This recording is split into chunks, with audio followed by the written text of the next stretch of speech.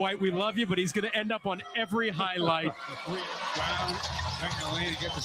Wow. Yes, you're hearing basketball highlights in the back. And with me back on the airwaves of Radio Azad, I've got Shep. You're listening to the Sports Spotlight with your host, Rizwan. Just want to wrap up what we were talking about before the break. We kind of made it a Mavs-centric conversation, but really the highlight of this season, we were talking about this off the air, so I wanted to make sure, Shep, we kind of shared that with our listeners as well. The highlight of this NBA season so far, and barring some catastrophe on their side, I mean, the winner of this season is going to be the Oklahoma City Thunder. Just what they're doing on the court is just phenomenal. They have one loss so far. Yep. Are they 25-1? I thought it was 22-1, but I double check. Something insane. Regardless, and there's no 22-1. 22-1 with no weakness, right? Most of this record they've compiled with Jalen Williams. They're the Jalen Williams who's better than the Jalen Williams, shelved, right? He's played like 2 games. I think he's been back 2 or 3 games. He missed most of the beginning of the season. And now Shea is going to be out today. They're giving him extra rest. I think some phantom elbow injury, but we believe it's a method to get him a little extra rest before that in-season game that they have in 4 days. Yeah, maybe they'll get fined for it, like Cleveland just did. Oh, they did? Yeah, Cleveland just got fined for resting Garland, even though he's recovering from a foot injury. Yeah. The NBA's got to realize if you have to find teams for resting players, you got too many games in the regular season. Yep. Absolutely. I'm sorry, it's just insane. Once again, the TV execs and I disagree because their core job is to make money. My core job is to tell them what's better for the sport, which is not the same thing. Absolutely. And that, so speaking of better for the sport, look, I think for a little while, having this type of a juggernaut dynasty is going to be good for the sport. There are elements who talk about how dynasties can be bad for the sport, but if you think about it, especially in the NBA, it's a sport of dynasties, right? Well, because there's such smaller rosters than the other sports, right? So if you can keep a roster together in the NBA around 2 to 3 core guys, but that's 40 to 60% of your production, as opposed to football, where 2 to 3 core guys is 2 to 3 out of 22 starters. Yeah, it's just not enough. And that doesn't even include that's out of a 55-person roster, right? Like that's not enough. No, I hear you, but what I'm saying is from a success standpoint, not the sport, but the business side of the business success in the NBA has largely been driven by dynasties, though. It's the Celtics, it's the Lakers, the Showtime Lakers, it's the Bulls. Even the bad boy Pistons were sort of a dynasty for about 3 or 4 years, even though, I've avoided this. Bad boy Pistons, like, what's wrong with Isaiah Thomas? Like, they had a 4-year flash. Isaiah Thomas off the court. Just think about Isaiah Thomas on the court. We'll all be happy. Yes. Yeah. He had a 5-year run. And he's talking about we were better than the Bulls. The Bulls never beat us. Just ridiculousness. Dude, you had an all-time great team around you. Yes, he was a great point guard. But you had an all-time great team around you built for a league that had rules in place at the time that they took advantage of, right? The league allowed you to play bully ball, and they put together a team of Bill Laimbeers and Edwards and Vinnie Johnson and Aguirre and those guys who would just John Sally, right? Those guys who could just physically just intimidate the opposition because the rules allowed it. That is all. So anyway, But yes, it's always been these dynasties, and I totally understand what you're saying. It's because of the roster makeup. It allows you it naturally everything turns into a dynasty And because the narrative becomes, can the dynasty continue, and if not, who's going to supplant it? yeah, right. And so that actually good. That conversation is good for the sport. yep. So Golden State had their run, and it looks like Oklahoma City is poised for a deep run to dominate the league for a little bit. I mean, they've got all this talent. They've got first rounders sitting on the bench, and they've got 7 more first round picks across the next 3 years. So they're going to have a nice problem to have. They're probably going to get to a point where they won't be able to field, they won't have enough room on the roster for first rounders, which is insane. But, that's the world we live in. All right, that's the NBA. Let's switch things up a little bit and let's go. Yeah.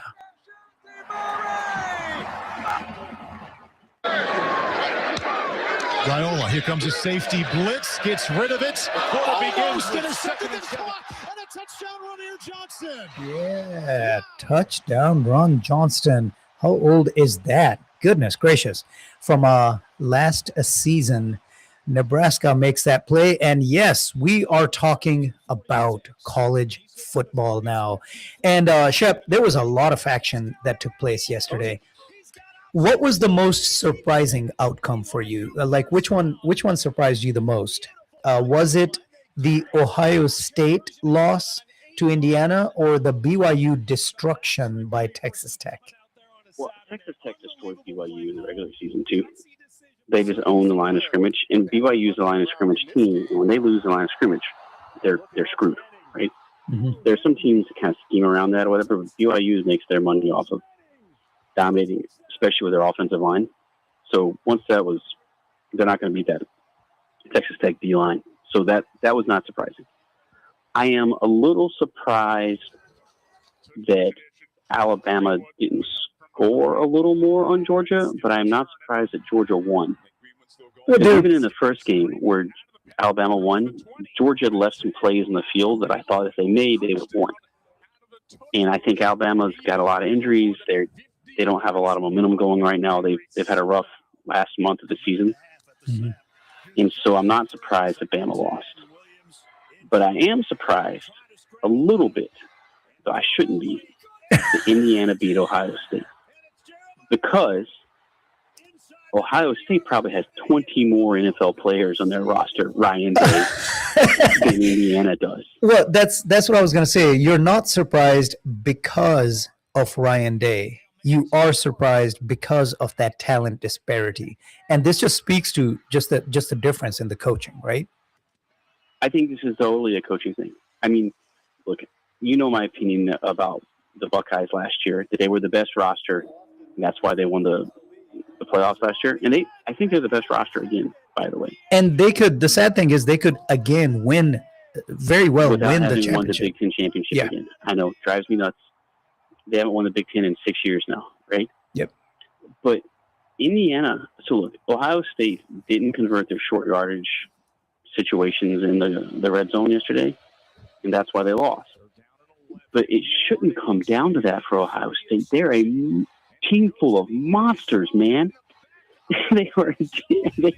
Those wide receivers cannot be guarded every time. And we'll see that reflected come April, come the NFL draft, right? We'll Ohio State. Even the last play of the game was like a 40-yard Hail Mary thrown down the field, and they caught it. Okay, the wide receiver. What's his name? The best wide receiver. Oh my God, I'm drawing a blank on his name. The Ohio State. Oh God, the best dude in the game.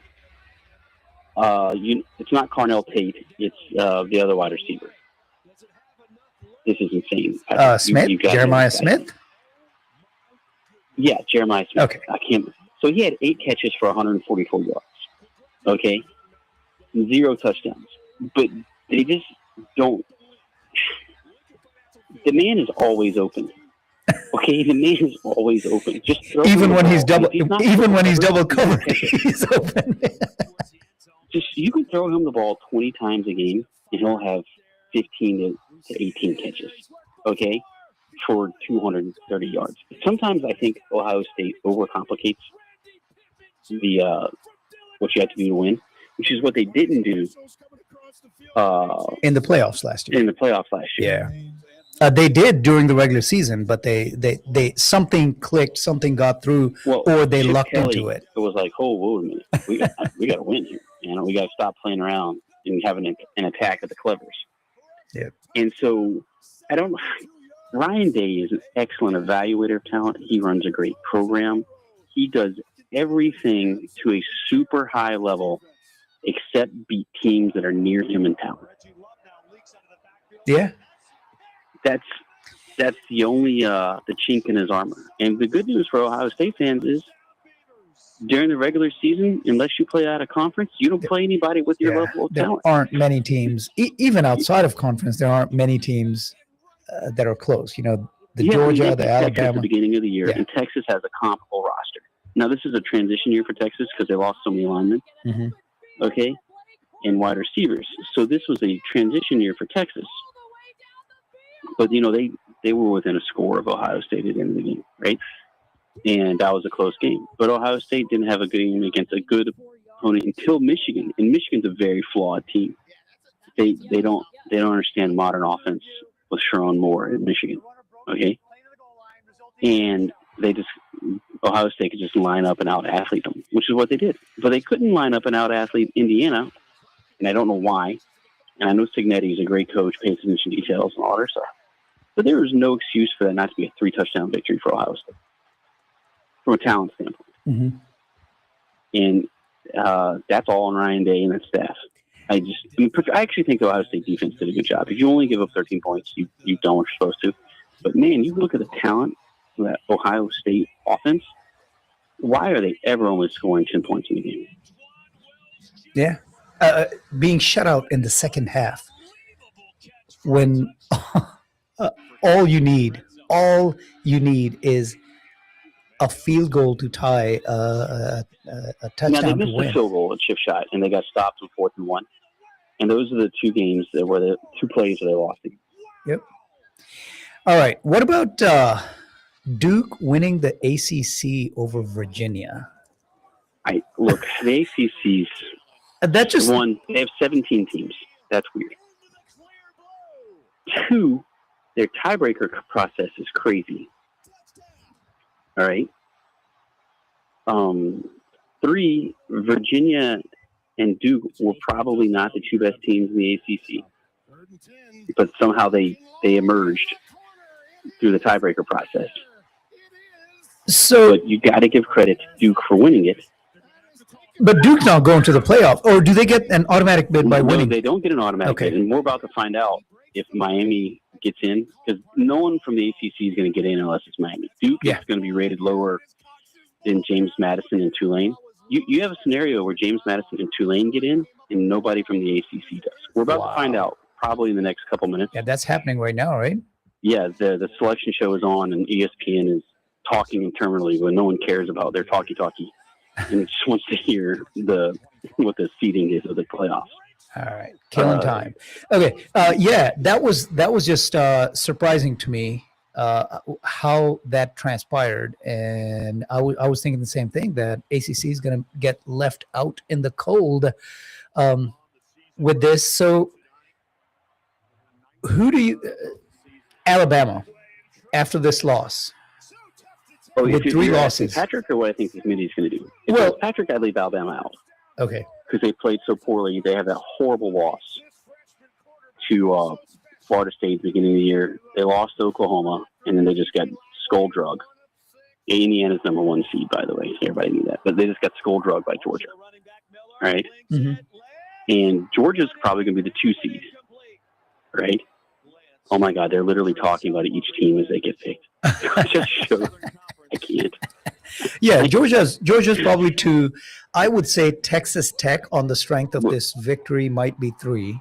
I'd still make Ohio State 3, but I understand putting Tech at 3. And I think the committee will. They'll reward Tech for winning the championship. Yeah. I think they're going to put Ohio State 4 above Oregon. Makes sense. Yep. And because I think but look, the eyeball test, the analytics all say Ohio State's better than Oregon. Ohio State's the 2 seed. Wow. Wow. Oh, man. You know who's going to use that as motivation? Kirby Smart. Kirby's going to be like, they disrespected us. No one thought we were better than these teams. Like, did you hear him after the game yesterday? Like, no, I thought Georgia was going to win.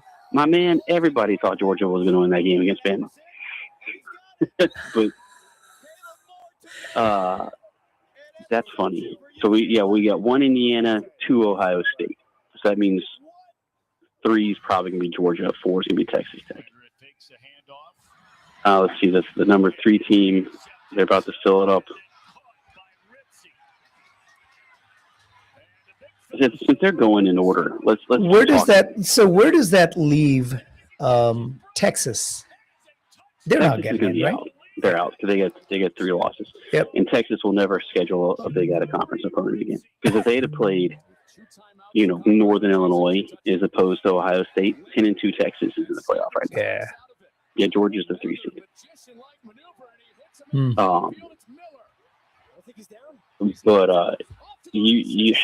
But there's a real disincentive there, considering Texas actually has some good wins, right? Mm-hmm. They beat Oklahoma.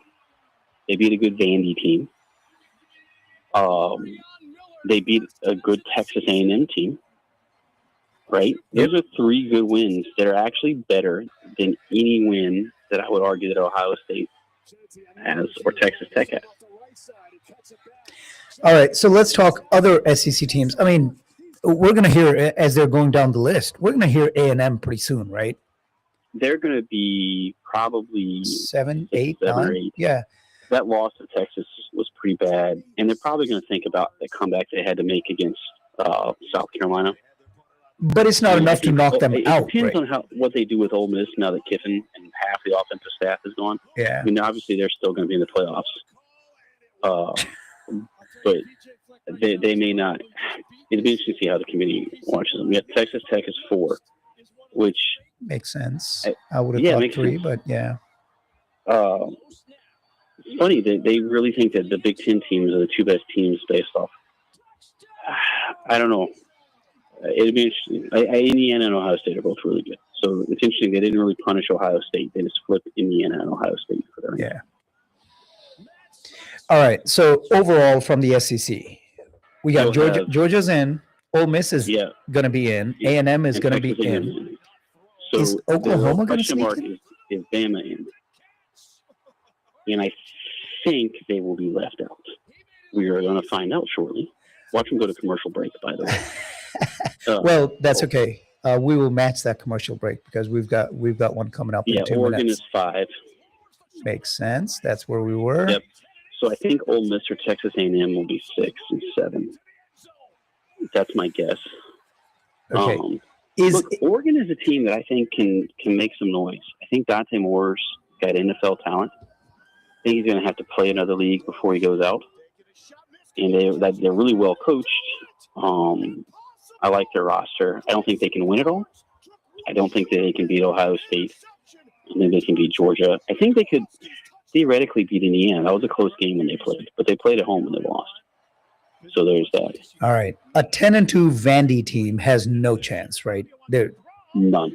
They're not making it. I mean, I think I was looking at the playoff rankings earlier today, the projected playoff rankings. They were 14th, but I just don't see it. They don't have the pedigree. They don't have, Man, having Ole Miss above Texas A&M is a choice. Yeah. Which I think agree with. I think so. Well, their defense is not that great. They had the softest schedule outside of A&M you could have. At least A&M played Notre Dame out of conference. Mm-hmm. And they lost their coach, their offensive staff. Pete Golding is not going to be a great head coach for them. His ceiling's probably 8-4 in a regular season. So we'll see how motivated they are. But I think that they can win a first round game against one of the G5 teams. A&M is 7. So Ole Miss 6, A&M 7. Yeah, Ole Miss 6, A&M 7. All right. I think A&M beats Ole Miss though. So I think so.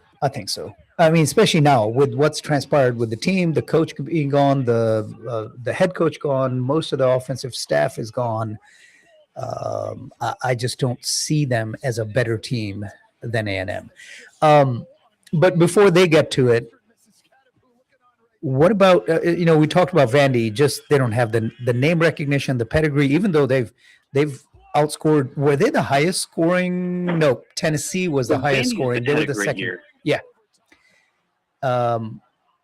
Their point differential is 200 plus on the year. 10-2, and they're going to get left out, but that's fine. What about also 10-2 Oklahoma? That's what I was about to say. A 10-2 Oklahoma with the way they finished 4 straight victories. Are they going to get? They beat Bama. They beat Tennessee. They're a great defensive team. I don't trust them to score points offensively. I just don't. Yeah.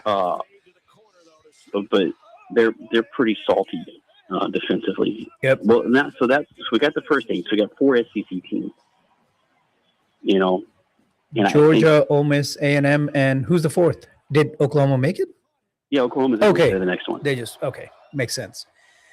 So yeah, I think because of that, which is ridiculous because the evaluation should be the evaluation regardless of what conference has gotten what. But I think at this point there's virtually no chance Alabama gets squeezed in. Like they're going to get squeezed out of here. But you never know.